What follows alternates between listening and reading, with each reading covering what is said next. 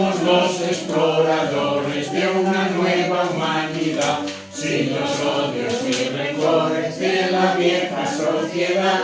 Queremos que la bondad sea la humana conciencia, una guía de la ciencia, la justicia y la verdad.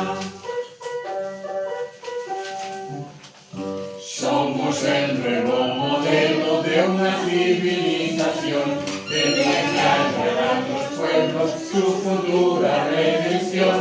Somos el bien, la razón, que renuncia a la violencia, que sostiene las tendencias de la vieja educación.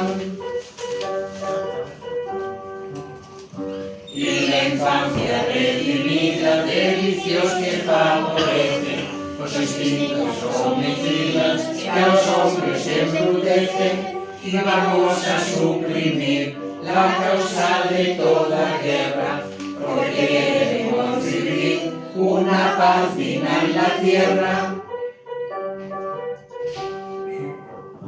Y esa paz no puede ser entre los seres humanos sin antes reconocer en cada hombre un hermano, en el derecho a gozar de la cómoda existencia que proporciona la ciencia a toda la humanidad.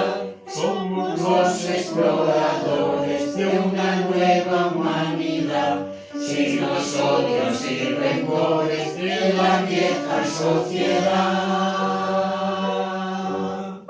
Ahora sí que ha súper. ¡Bravo! Hombre, porque faltaba una voz. Claro. Claro, pero que no sé.